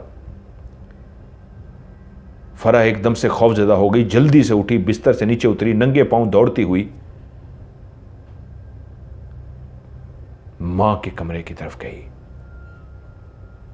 उसने मां के दरवाजे को जैसे ही नॉक किया, बाप भी जाग गया। मां जो पहले ही जागी हुई थी एकदम से उठकर बाहर आ गई और वहीं से उसने पूछा कौन, तो उसने कहा मैं मां फराह। तो उसने अपने शौहर से कहा आप लेटिए लेटिए, बेटी है, मैं देखती हूं, मैं देखता हूं क्या हुआ है फराह को, आप नहीं समझते ना, जवान बेटियों के मसाइल मां समझती है। उसने इस अंदाज में इशारा किया कि वो लेट गया। वो बाहर निकली और बेटी को लेकर साइड पे गई। क्या हुआ है, क्यों इस तरह दरवाजा पीट रही हो? मां वो मेरे कमरे में है। कौन? तल्लत, मैंने कहा था ना, तल्लत को मैंने गेट के बाहर देखा था, आज तुमने भी देख लिया है। इतनी देर में इकरा भी दौड़ती हुई मां और बड़ी बहन के पास आ गई। वो भी घबराई हुई थी। मां ने पूछा क्या हुआ है। उससे बोला नहीं जा रहा था और उसने भी कांपते हुए कहा, मां वो तल्लत है कमरे में। मां को समझ आ गई मेरा वहम अगर था तो फरहान ने भी क्या वहम देखा, और अब तीसरी बेटी भी भागती हुई आई है, इसका मतलब है वहम नहीं है, मामला कुछ ना कुछ गड़बड़ जरूर है। वो तीनों डरती डरती, अब वो तीन हो चुकी थी, अकेला इंसान डरता है। पहले फराह के कमरे में गए, वहां पे कोई नहीं था, फिर इकरा के कमरे में गए, वहां पे कोई नहीं था। उन तीनों ने एक दूसरे को हौसला दिया और कहा, मां ने कहा सुबह होते ही मैं किसी आमिल को, पीर बाबा को बुलाती हूं और इस घर की दायरा कड़ा कराती हूं, इस घर को साफ करवाती हूं। सुबह शौहर काम पे चले गए, बेटा भी चला गया, और मां ने नौशीन को यह कह के कि जब से हम इस घर में आए हैं सफाई वगैरह भी नहीं कराई। हमेशा अल्लाह के जो नेक लोग होते हैं, पीर फकीर होते हैं, उनको बुला के, लोगों की नज़र बद भी होती है। बेटा हम पहले एक बड़े इलाके में नहीं थे ना, तो रात को बेटियां भी डर रही हैं, लगता है पुराने मोहल्ले वाले हमारी नज़र बद लगा रहे हैं, तो मैंने इसलिए बुलाया है। उसने उसको कवर कर लिया। बुलाया गया पीर को, उसने आके धूनी दी, अपने जो जंतर मंतर करने थे वो सारे किए और चला गया। वो रात मां और बेटियां डरते हुए सोई नहीं, जागती रहीं कि आज फिर तल्लत आएगी, लेकिन उस रात तल्लत नहीं आई। उन्हें लगा वो जो पीर फकीर आया था वो वाकई पहुंचा हुआ था, लेकिन मजीद अभी कुछ रातें देखना बाकी था। मजीद कुछ रातों को भी देखा गया और फिर तल्लत घर में ना नजर आई, तो वो समझे शायद मामला ठीक हो चुका है। उधर सपेरा जलाल का बाप जोगी शाह अपने बेटे के पास आया और उसे बोला, आओ मेरे साथ। उसने कहा, बाबा कहां जाना है? तो उसका बाप चिराग शाह बोला, कोई तुम्हारा इंतजार कर रहा है। वो कॉलेज से बाहर आ गए तो वो क्या देखता है, एक हसीनो जमील नौजवान लड़की, इतनी हसीनो जमील कि उससे पहले उसने हसीनो जमील लड़की को नहीं देखा था। उस हसीनो जमील लड़की के आगे तो तल्लत भी कुछ नहीं थी, लेकिन उसकी तल्लत मोहब्बत थी। उस लड़की को सर से पांव तक उसने देखा, इतनी गोरी चिट्टी, इतनी खूबसूरत। वो हैरान रह गया और पूछा, भाई ये कौन है? बाप ने कहा, ये जो भी है, ये सवाल जवाब तू बाद में करना, मुझे ये बता उस बच्ची की कब्र कहां है, और हमें अभी उस कब्रिस्तान में ही जाना होगा। वो तीनों कब्रिस्तान रवाना हो गए। रास्ते में खामोशी रही। जब वो कब्रिस्तान में दाखिल हो रहे थे तो अंधेरा फैल चुका था, चांद अपनी रोशनी थोड़ी थोड़ी नीचे फैला रहा था। बाप ने कहा, बेटा उस बच्ची की कब्र की तरफ लेकर चलो। जलाल आगे आगे चल रहा था, वो लड़की और उसका बाप पीछे चल रहे थे। चलते चलते कब्र के करीब जैसे ही पहुंचा तो पहली दफा वो लड़की बोली जो बाप साथ लेकर आया था, हां मैंने उसे देख लिया है, वो यहीं मौजूद है, आप लोग दूर जाइए, मैं उससे बात करती हूं। जलाल को कुछ समझ ही नहीं आई कि वो क्या बात कर रही है, किसके मुतालिक बात कर रही है। बाप ने इशारा किया, आओ मेरे साथ। बाप उसे लेकर साइड पर चला गया। वो लड़की उससे बात करती रही, किससे बात करती रही, जलाल कुछ भी ना देख सका। थोड़ी देर के बाद वो लड़की चलती हुई वापस आई और जोगी से बोली, हां मुझे सब पता चल गया है, वो वाकई मुसीबत में है, वो वाकई तकलीफ में है, और मुझे उसकी तकलीफ को, उसकी मुसीबत को दूर करना होगा। वो बेसकून हो चुकी है, मुझे उसको सुकून देना होगा, और ये मैं जल्द ही कर लूंगी। उसके बाद बाप ने बेटे से कहा, चलो वापस चलें। बेटे को उन्होंने हॉस्टल के करीब छोड़ा और वो लड़की और बाप चले गए। बेटे के पास कई सवाल थे बाप से करने के लिए कि लड़की कौन है, अब्बा ये क्या है, लेकिन बाप ने कहा अभी नहीं, बाद में। उधर अब काफी दिन हो गए थे, तल्लत की भटकती आत्मा उस घर में नहीं आई थी। मां और दोनों बेटियां मुतमईन हो गई थीं कि फिर एक रात बल्कीस की आंख खुल गई। किसी ने कोई पत्थर टाइप चीज उसकी खिड़की पे मारा था। जैसे ही खिड़की पे कोई पत्थर टाइप लगा, शीशा तो नहीं टूटा लेकिन उस पत्थर के लगने की आवाज की वजह से उसकी आंख खुल गई। उसने शौहर को देखा, शौहर गहरी नींद सो रहे हैं। वो उठी और दरवाजा खोलकर टेरेस पे चली गई। तब उसकी निगाह सामने गेट की तरफ गई थी। उसने देखा सलमा गेट के साथ खड़ी है, लेकिन सलमा कह रहा हूं, तल्लत गेट पे खड़ी है और तल्लत के बिल्कुल साथ एक और लड़की खड़ी है। और उसी लम्हे उसने देखा कि वो लड़की अपनी जगह से उड़ी है बकायदा, और उड़ती हुई सीधी उसी टेरेस पे आकर खड़ी हुई है। और जैसे ही वो टेरेस पे खड़ी हुई है, आके उतरी है टेरेस पे, बल्कीस ने अंदर जाने की कोशिश की है तो उसके पांव जकड़े जा चुके हैं। उसने चीख मारने की कोशिश की है, उसके गले से चीख तक नहीं निकली। और तभी उस सामने खड़ी हुई लड़की ने कहा है, तुझे मैं मौका दे रही हूं, अपने जुर्म को कबूल कर ले, इकरार कर ले कि तूने उस गेट पे खड़ी लड़की के साथ क्या किया है। मैं तुझे पहली और आखिरी बात कहने आई हूं, ये पहला और आखिरी मौका है, अपने जुर्म को कबूल कर ले, वरना याद रखी ऐसा तेरे साथ भयानक होगा कि दुनिया उसका तमाशा देखेगी। और उसी लम्हे वो वहां उसके सामने खड़े हुए गायब हो गई। बल्कीस कांप रही थी। ये क्या था, वो कौन थी? उसने गेट की तरफ देखा, वहां पे अब कोई भी नहीं है। वो मुड़ने लगी है तो उसे ऐसा लगा है कोई पीछे खड़ा है। उसने पीछे मुड़ के देखा है तो तल्लत उसके पीछे खड़ी थी, एक गमजदा हालत में, दुखी हालत में उसे खड़ी देख रही थी। उसकी आंखें ऐसे चुभ रही थीं, उसकी आंखों में वो आंखें डालकर बल्कीस देख नहीं सकी कैसे उसकी आंखों में आंखें मिलाती। वो तेजी से भागती हुई कमरे में चली गई। सुबह तक बिल्कीस को तेज बुखार हो गया। बेटियां कॉलेज जाने लगी तो उसने बेटियों को रोक दिया। शौहर और बेटा जब चले गए तो उसके बाद उसने बेटियों को बुला के कहा, रात मेरे साथ ये हुआ है, मैं क्या करूं।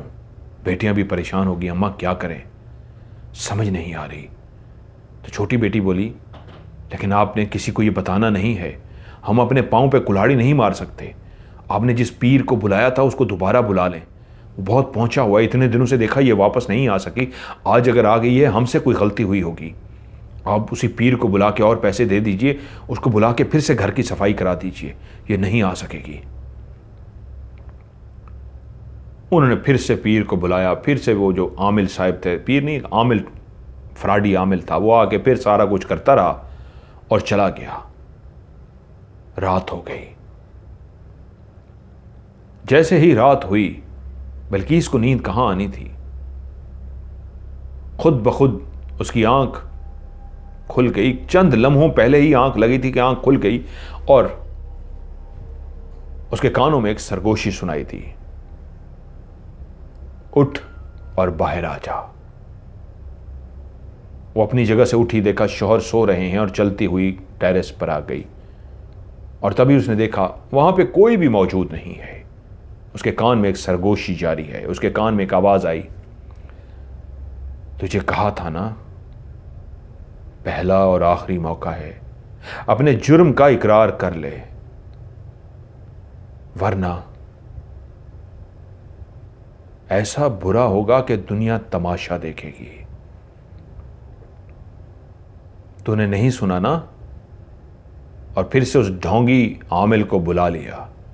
अब देख, अब तू इकरार भी कर ले, तुझे सजा तो मिल के रहेगी, देख तेरे साथ होता क्या है। वो इर्द गिर्द देखती रही, सिर्फ एक सरगोशी सुनाई दे रही थी, कोई भी नहीं था। उसके बाद खामोशी छा गई। कितनी देर वो इस तरह खड़ी रही कि पीछे से शौहर की आवाज आई जो उठ के टेरेस की तरफ आ गए थे। बल्कीस, क्या हुआ है? सब खैर है ना? तुम इधर टेरेस पे क्यों खड़ी हो? नहीं नहीं, कुछ नहीं, बस बुखार की वजह से दिल घबरा रहा था तो मैं आकर खड़ी हो गई। मैं भी इसलिए परेशान हो गया, बिस्तर देखा खाली है, मैं समझा शायद तुम वॉशरूम गई होगी, वहां पे देखा नहीं हो तो मैं तुम्हें ढूंढते हुए टेरेस पे आ गया। आओ मेरे साथ। अख्तर उसको लेकर बिस्तर पर चले गए और वो बिस्तर पर सो ना सकी। सुबह दोनों बेटियां कॉलेज के लिए रवाना हो गई। अब उनके घर में 2 गाड़ियां थीं, एक बेटे अजहर और उसकी बीवी के लिए, नौशीन के लिए, और सेठ नवाजिश ने दूसरी गाड़ी बाकी घर वालों के लिए दी थी। लड़कियों को अभी गाड़ी चलानी नहीं आती तो एक ड्राइवर भी साथ था। ड्राइवर उन लड़कियों को कॉलेज छोड़ कर आता और कॉलेज से वापस लेकर आता। उनकी जिंदगी बदल चुकी थी, वो बहुत खुश थी। वहीं उस दिन वो दोनों ड्राइवर के साथ कॉलेज के लिए रवाना हुई। जब कॉलेज की छुट्टी हुई तो आज फैसला कर चुकी थी, बल्कि जब बेटियां आती हैं तो आज एक और आमिल को मैं बुलवाती हूं, मेरा बुखार ठीक हो और उसके बाद मैं ये जो आमिल है नहीं कर पा रहा, एक ताकतवर आमिल है, उसको पैसे दे के करवाती हूं। अपने बिस्तर पर लेटी थी कि मुलाजिम भागते हुआ अंदर आया, मुलाजमा भागती हुई अंदर आई और उसने आके खबर दी फरा और इकरा का एक्सीडेंट हुआ है। कार बुरी तरीके से हादसे का शिकार हुई है और उन दोनों को अस्पताल लेकर गए हैं, ड्राइवर ने फोन करके बताया है। वो बुखार की हालत में भागी। शौहर बेटे को फोन किया गया, सारे भागते हुए अस्पताल पहुंचे तो 2 लाशें उनकी मुंतजर थी। फरहा और इकरा मारी जा चुकी थी। उस कार के हादसे में उनकी मौत वाक़ई हुई थी और ड्राइवर को खराश तक भी नहीं आई थी।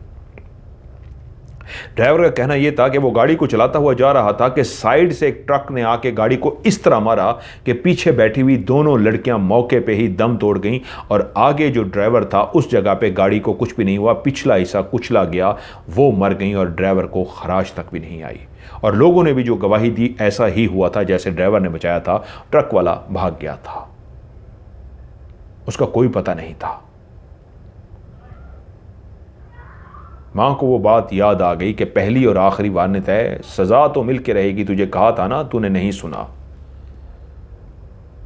मां चीखना शुरू हो गई, पागलों की तरह चीखना हो गई, मैंने बेटियों को मार दिया, मैंने बेटियों को मार दिया, मैं अपनी बेटियों को बचा लेती लेकिन मैंने अपनी बेटियों को मार दिया।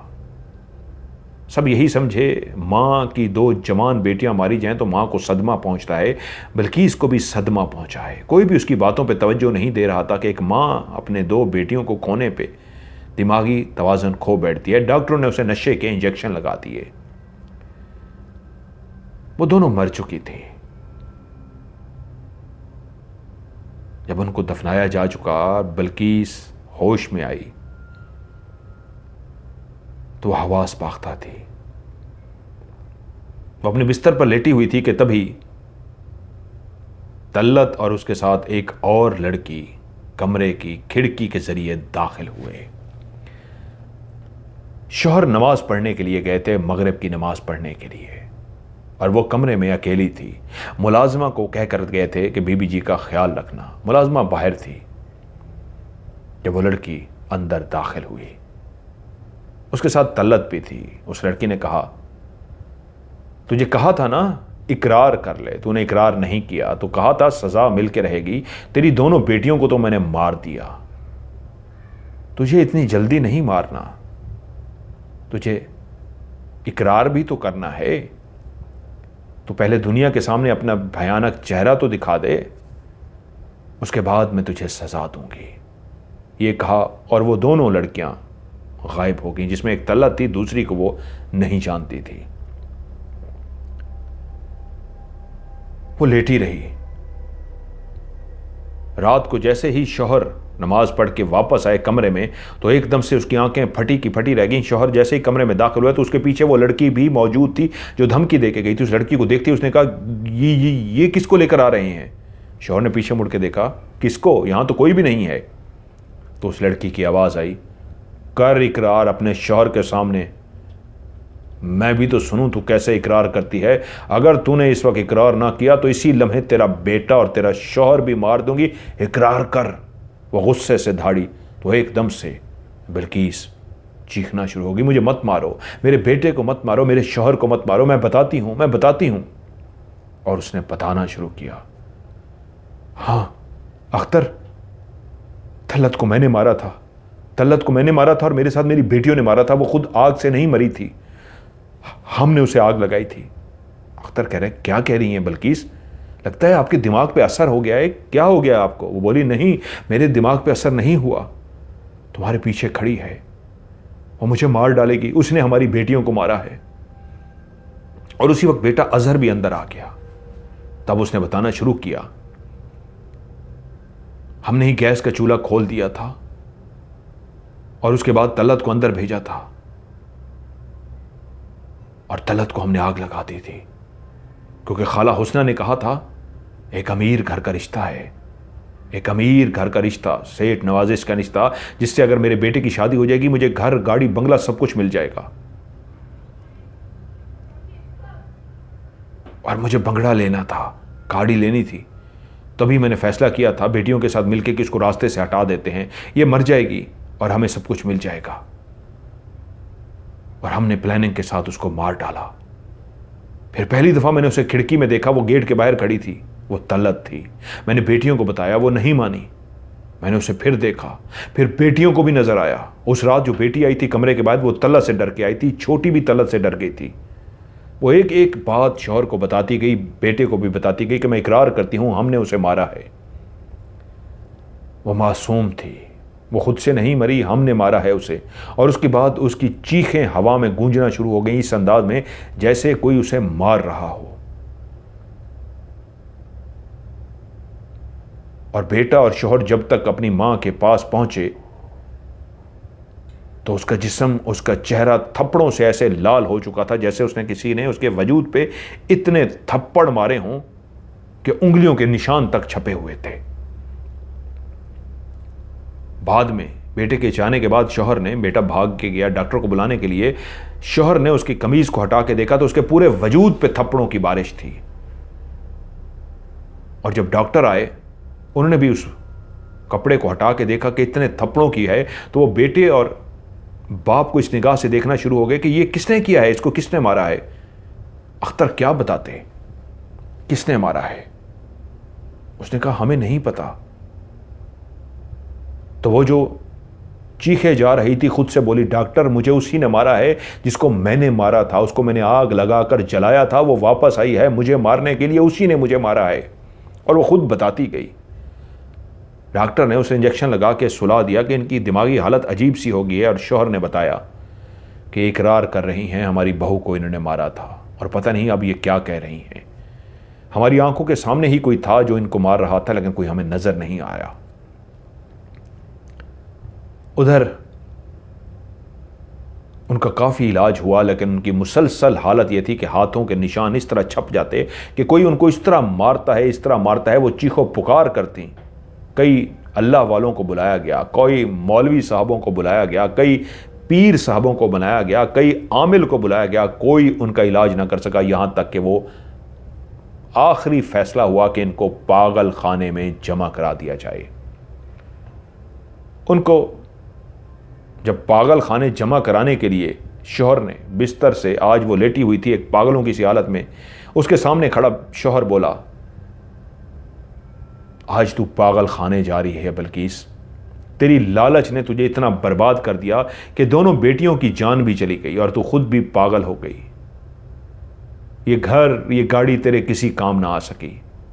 काश मुझे पता होता कि तू ऐसा करने जा रही है, मुझे बता देती, मैं उसी वक्त तुझे तलाक दे देता। तूने उस मासूम को मार डाला, उसको बर्बाद कर दिया, उसे जला डाला। इस घर के लिए।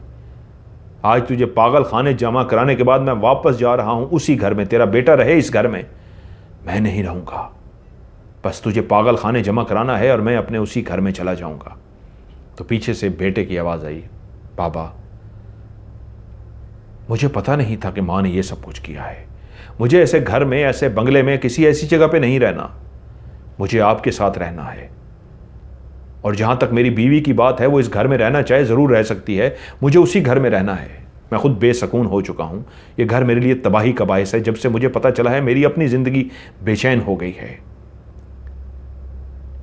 उन्होंने माँ को पागल खाने में जमा करा दिया और बाहर खड़ी नौशीन, जो सेठ नवाजिश की बेटी थी, वो सब बातें सुन चुकी थी। जब बाप बेटा वापस आए तो वो बोली, अजहर मुझे आपसे प्यार है, आप मुझे झोंपड़ी में रखेंगे, छोटे से घर में रखेंगे, मैं रहने के लिए तैयार हूं। मुझे भी इस घर में नहीं रहना, मुझे आपके साथ रहना है। मैं आपके दुख को कम तो नहीं कर सकती, आपकी तकलीफ को महसूस ज़रूर कर सकती हूँ। जिस मासूम के साथ ये हुआ है, मैं सोच सकती हूँ जो आपकी बीवी रही है, आप कितने दुखी होंगे। मुझे मौका दीजिए, मैं आपके दुख को मदावा कर सकूँ, मैं आपके दुख को कम कर सकूँ। नौशीन भी अजहर के साथ और अजहर के बाप के साथ अपने पुराने घर में शिफ्ट हो गए। उधर जलाल जो बहुत परेशान था, बाप उसके पास फिर से आया और वो लड़की भी उसके साथ थी। उसने बाप को देखते ही कहा, अब्बा मैं कई सवाल मेरे पास हैं, मैं बेचैन हूं, मेरे सवालों का जवाब दीजिए। तो उस लड़की ने बोलना शुरू किया, जलाल जब तुम हमें उस कब्रिस्तान लेकर गए थे तो मैं उस कब्र के पास जैसे ही पहुंची थी तो उसकी वो आत्मा, उसकी रूह वहां भटक रही थी। तुम इंसान हो, तुम उस रूह को नहीं देख सकते, लेकिन मैं जिन्नात के कबीले से हूं, मैं उस रूह को देख सकती हूं। मैंने उस रूह को देख लिया था और उसके साथ क्या बीती थी उसने वो मुझे सब बता दिया था। उसकी सास ने और उसकी दोनों उसके भाई की बहनों ने, नंदों ने उसे जलाकर मारा था और उसकी आत्मा भटक रही थी, बेचैन थी, वो बदला लेना चाहती थी, वो मासूम थी। वो डराने के अलावा कुछ नहीं कर सकती थी क्योंकि उसका जिस्म एक रूह था। रूह सिर्फ सामने जा सकती है, किसी चीज़ को टच नहीं कर सकती, दीवारों के आर पार आ जा सकती है। वो उनको हर्ट नहीं कर सकती थी, वो उनको टच नहीं कर सकती थी, सिर्फ उनको डरा रही थी, लेकिन बेसकून थी। और जब उसने मुझे बताया तो फिर मैं उसके साथ उसी घर गई। मैंने उस औरत को मौका दिया, पूरा मौका दिया कि वो अपना इकरार कर ले जुर्म को सबके सामने, लेकिन उसने इकरार नहीं किया। तो मैंने उसकी दोनों बेटियों को मार डाला। वो जो ट्रक चला रहा था उसको मैंने अपने कब्जे में कर लिया था और वो सीधा ट्रक उसके ऊपर चढ़ा दिया और उसके बाद ट्रक को भगा कर ले गई।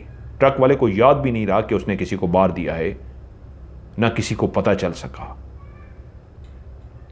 वो फिर भी ढीठ औरत मानने को तैयार नहीं थी, लेकिन फिर आखिर उसे मानना पड़ा।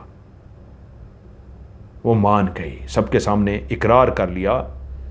उस पूरे वाक़े में ना ही उसका शौहर अजहर कसूरवार था, ना ही उसका ससुर अख्तर कसूरवार था। वो बिल्कीस और उसकी दोनों बेटियां फरहा और इकरा कसूरवार थीं। वो दोनों मर चुकी हैं और बिल्कीस पागल खाने में है। वहां पे भी उसकी रोज ठुकाई हो रही है, पिटाई हो रही है। कितने जिन्नात हैं जो उसको पीट रहे हैं। वो अपने अंजाम को पहुंच चुकी है। तुम्हारी तल्लत का बदला पूरा हुआ, अब मैं इजाजत चाहूंगी। ये कहा और उसकी आंखों के सामने ही जिस पार्क में वो बैठे हुए थे वो गायब हो गई। अब और परेशान हो गया। उसने बाप से पूछा, ये कौन थी अब्बा और ये क्या है? तो बाप ने कहा, बेटा तुम जानते हो ना, मैंने कभी भी जिन्नात, कभी भी सांपों को नुकसान नहीं पहुंचाया, किसी इंसान को भी नुकसान नहीं पहुंचाया। तेरी मां के मरने के बाद बस एक ख्वाहिश की थी कि तू पढ़ के डॉक्टर बन जाए, और जब तेरी ऐसी हालत देखी तो तेरे सामने इस राज को लाना पड़ा जो मैं कभी तेरे सामने न लाता। ये एक जिन्नात में से है, जंगल में ही मुझे मिली थी। ऐसे ही एक सांप को मैंने जख्मी पाया था, किसी इंसान ने उसे जख्मी कर दिया था। मैं उसकी मरहम पट्टी कर रहा था। जब उसकी मरहम पट्टी मैंने कर ली तो मुझे दरख्त के पीछे से आवाज़ आई थी। वो दरख्त पे बैठी मुझे देख रही थी और उसने जब देख लिया कि मैं एक जानवर की, जो एक सांप है लोग मारते हैं, मैंने उसे भी बचाया है, तो वो दरख्त के नीचे एक इंसान के रूप में आ गई और मुझसे कहा, क्यों बचाया है इस सांप को, ये तो मूजी है, इंसान इसको मारता है, आपने क्यों बचाया? तो उसे मैंने बता दिया, मैं सब इंसानों को बचाता हूं, मैं इन बेजानों को भी बचाता हूं। और बेटा, उसके बाद ये अक्सर मेरे साथ अटैच हो गई। ये दुनिया के सामने एक राज रहा, मैंने कभी भी इसके बारे में किसी को नहीं बताया। मुझे उसने मना किया है, तुम्हें भी ज़्यादा नहीं बता सकता, लेकिन जब तुम्हें दुखी देखा उस दिन आके कि तुम्हें ख्वाब देख रहे हो और ये सारा कुछ है, तो मैंने जाके उससे बात की। उसने मुझे कहा कि मुझे तुम्हारे बेटे के सामने आना होगा और देखना होगा ये मामला क्या है। फिर मैं उसे तुम्हारे सामने लेके आया। वो एक इंसान के रूप में आई। कब्रिस्तान में तुमने उसकी आत्मा को नहीं देखा था, तल्लत की आत्मा को उसने देख लिया था, उस जिनजादी ने। और उसने उसे सारा कुछ तल्लत से पूछ भी लिया था। आज भी मैं तुम्हें उसके बारे में ज़्यादा ना बताता, लेकिन उसने खुद तुम्हें कह दिया कि मैं जिनजादी हूं, तो इसलिए मैं तुम्हें बता रहा हूं, वरना तुम्हें आज भी मैं उसको इंसान बताता। इसका मतलब है वो चाहती थी कि मैं तुम्हें बता दूं कि वो जिनजादी है। हाँ बेटा, वो एक जिनजादी है और उसने तल्लत का बदला ले लिया है। आज वो औरत भी पागल खाने दाखिल हो चुकी है।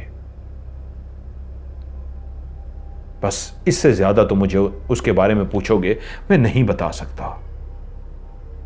इंसानों के अलावा एक और मखलूक भी इस दुनिया में आबाद है जिनको जिन्नात कहते हैं। वो भी एक जिन्नात के कबीले से है। बेटा, दिल लगाकर पढ़ाई करो। तुम्हारे बाप से जो हो सका वो ज़रूर करेगा। तुम्हें डॉक्टर बनना है और आज मुझसे वादा करो, डॉक्टर बन के तुम लोगों का इलाज करोगे। पैसों की खातिर नहीं, बस इस हद तक पैसे लोगे कि गुजर बसर कर सको। एक इंसान जो एक बेहतरीन डॉक्टर होगा, लोगों की फलाह के लिए, लोगों की भलाई के लिए, लोगों की इलाज के लिए दिन रात काम करेगा। मैं जिंदा रहूं या ना रहूं, मुझसे वादा करो मेरे बेटे। उसने अपने बाप से वादा किया और फिर से अपनी पढ़ाई में मसरूफ हो गया। उन दिनों उसके इम्तिहान उसने बाप से वादा किया और बाप चला गया और उसी रात वो सोया तो तल्लत उसके कमरे में आई, उसी तरह जिस तरह वो बिल्कीस के सामने आती थी। सामने आकर खड़ी हुई, उसने चंद जुमले कहा, जलाल तुम्हारा बहुत बहुत शुक्रिया, तुमने मेरी मदद की और मेरी आत्मा भटक रही थी, मेरी आत्मा को सुकून नहीं था। उस जिनजादी ने मेरा बदला ले लिया, अब मेरी आत्मा सुकून में है। तुमने अपने बाप से जो वादा किया है उस वादे को निभाना और एक अच्छी लड़की से शादी कर लेना। मेरे जाने का वक्त आ गया है, खुदा हाफिज, हमेशा के लिए अलविदा। और वो गायब हो गई। वो काफी देर तक रोता रहा। उसके बाद उसने अपना दिन रात पढ़ाई में दिल लगा लिया। जब उसके इम्तिहान होने वाले थे, फाइनल के इम्तिहान, तो उसके वालिद इंतकाल कर गए। एक तरफ वालिद का इतना दुख था और दूसरी तरफ वालिद से किया हुआ वादा। वो शदीद परेशान था, रोता रोता सोया तो वालिद ख्वाब में और कहा, बेटा मैं मर जरूर गया हूं, लेकिन अपने वादे को निभाना, डॉक्टर बनना। वो सुबह उठा और पेपर देने चला गया। उसने बेहतरीन नंबरों के साथ इम्तिहान पास किया और फिर वो एक डॉक्टर बन गया। बाप ने उसे अपने बाकी जोगी कबीले के बारे में बताया था। वो डॉक्टर बन के उन कबीले में भी गया, उन लोगों का भी इलाज किया, मुफ्त इलाज। कई गरीबों का उसने मुफ्त इलाज किया। लेकिन दौलत उसके बाद कहां से आती थी, कैसे उस पर निछावर होती थी, दौलत उसके पीछे भागती थी। उसके पास जितना भी पैसा आता वो बांटता, लेकिन उसके पास और आ जाता था। और फिर इंसान जब मरने के करीब होता है, उस डॉक्टर ने अपनी जिंदगी की कहानी बयान कर दी और उसने मरते हुए बताया कि मेरा बाप तो चला गया था, मेरे बाप के साथ जुड़ी हुई वो जिनजादी फिर मेरे साथ अटैच हो गई थी। मैं जितना पैसा और फेंकता, गरीबों की मदद करता, मेरे पास और आ जाता था। काश उसके बारे में भी बहुत कुछ लोगों को बता सकता, लेकिन उसने मना कर दिया। जब वो मेरे बाप के साथ थी तो उसने मेरे बाप को मना कर दिया था बताने के कि वो मेरा बाप ने मुझे नहीं बताया था। अब मरने के वक्त में हूँ, मौत का वक्त जानता हूँ करीब है, वो मेरे साथ रही है और उसने मुझे मना किया। वो तो ज़िंदा रहेगी, उनकी तो उम्रें तो कई सौ साल होती हैं, मैं मरने के करीब हूँ। उसने उसने बहुत मदद की। तलत का भी बदला लेने में उसने मेरी मदद की और कई जगहों पे उसने मेरी बहुत ज़्यादा मदद की। और फिर कहते हैं डॉक्टर जलाल भी इस दुनिया से चला गया, लेकिन अपनी कहानी को दुनिया के सामने बयान कर गया। आप लोगों को ये कहानी कैसे लगी नीचे कमेंट्स में ज़रूर बताइएगा। वीडियो को लाइक कीजिएगा, दोस्तों के साथ शेयर ज़रूर कीजिएगा।